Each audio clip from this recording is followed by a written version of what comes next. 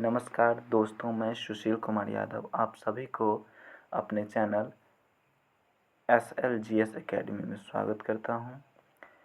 आज हम मध्यकालीन इतिहास के दिल्ली सल्तनत की दूसरी क्लास कर रहे हैं, जिसमें हम सबसे पहले 5वीं शासिका रज़िया सुल्तान के बारे में पढ़ेंगे। दोस्तों, रज़िया सुल्तान गद्दी पे 1236 में आई और 1240 तक रही। 1236 में आई और 1240 तक रही, जिसमें तुर्की इतिहास की यह प्रथम महिला शासिका थी। तुर्की इतिहास की यह प्रथम महिला शासिका थी और यह इल्तुतमिश की बेटी थी। इसके खिलाफ होने वाला विद्रोह, इसके खिलाफ जो विद्रोह हुआ था, उस विद्रोह का नाम अल्तुनिया का विद्रोह था, जिसमें तबर हिंद और भटिंडा नेतृत्व किया था। ये दोनों पंजाब के था। रज़िया जो है कुल्लाह और चोगा धारण करती थी। रज़िया क्या देख रहे हैं दोस्तों, आप देख सकते हैं, यह है रज़िया सुल्तान जो कुल्लाह और चोगा धारण किए हुए हैं। इसे जो है चोगा कहा जाता है और इसके जो वस्त्र थे उसे कुल्हा कहा जाता था। रज़िया सुल्तान की हत्या डाकुओं के द्वारा, किसके द्वारा? डाकुओं के द्वारा 25 दिसंबर 1240 में हो गई। जो कहाँ हुई थी? वो कैथल हरियाणा में हुई थी। रज़िया ने काले गुलाम याकूत को अमीर आखुर पद पर नियुक्त किया। किस पद पर नियुक्त किया? अमीर आखुर। आपको पहले ही बताया था कि अमीर आखुर का मतलब होता है अस्तबल का प्रमुख। पहले भी मैं ये चीज़ बता चुका हूँ। रज़िया सुल्तान के हत्या के बाद अगला शासक बहराम शाह रहा। कौन रहा? बहराम शाह, जिसने रज़िया सुल्तान को मरवाया था। बहराम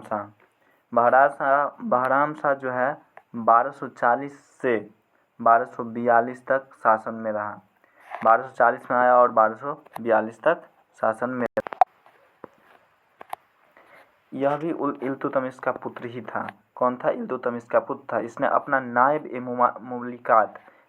मुमलिकात जो है एतगीन को नियुक्त किया और तथा बाद में उसकी हत्या भी करवा दी।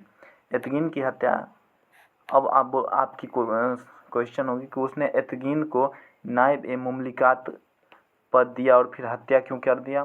क्योंकि ये एतगीन जो था बहुत ही ताकतवर बन रहा था धीरे धीरे, इसलिए उसकी हत्या करवा दी गई।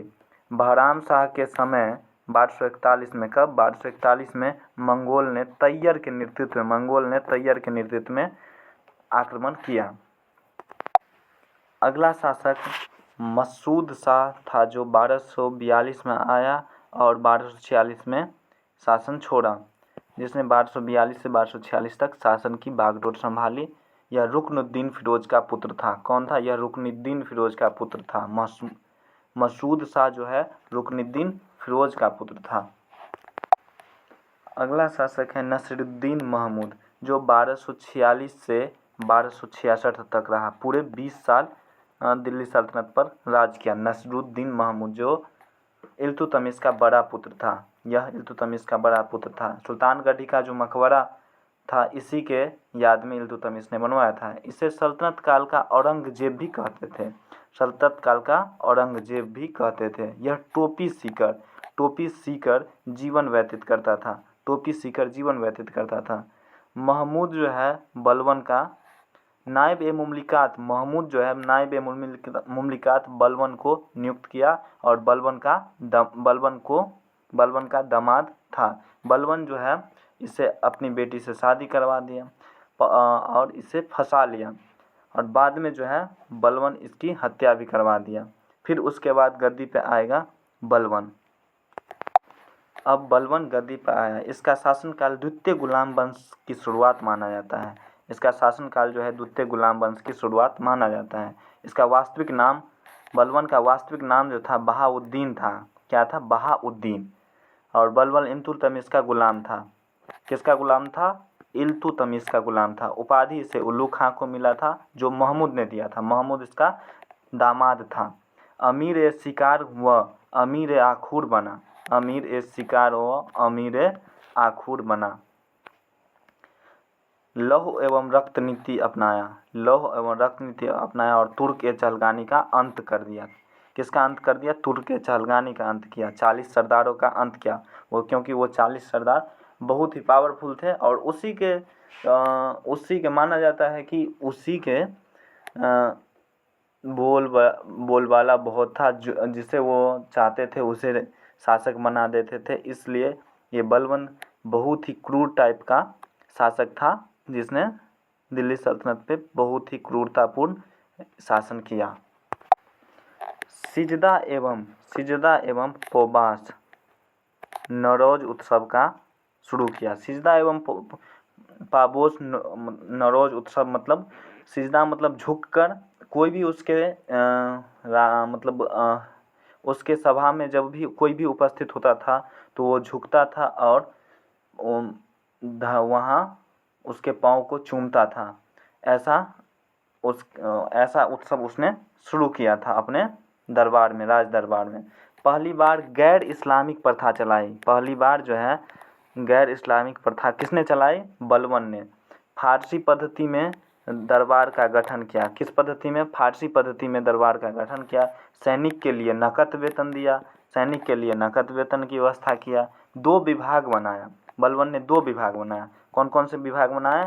पहला बनाए बरीद ए मुमलिकात, जो गुप्तचर विभाग था। बरीद ए मुमलिकात जो गुप्तचर विभाग था। और दूसरा दीवान ए अर्ज जो सैन्य विभाग था।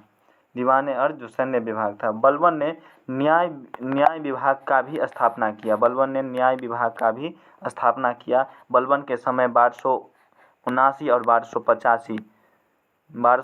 1285 में मंगोलों ने आक्रमण किया। 1279 में बंगाल में विद्रोह तुगरी खान ने किया। किसने किया? तुगरी खान ने। ये बहुत ही इम्पोर्टेंट है दोस्तों। 1279 में बंगाल में विद्रोह किसने किया? ऐसा क्वेश्चन आपसे पूछा जाएगा, जिसमें आपका आंसर होना चाहिए तुगरिक खान ने। अगला शासक कैकुबाद रहा और ये बलबन का पोता था। किलोखड़ी वंश का अंतिम शासक। माफ़ करना दोस्तों, इसमें दोस्तों यहाँ कुछ गलत लिखा गया है। यहाँ किलोखड़ी दरवाज़ा का निर्माण, ये गलत है दोस्तों, इसको इग्नोर करिएगा। किलोखड़ी यहाँ से आ गया है किलोखड़ी दरवाज़ा का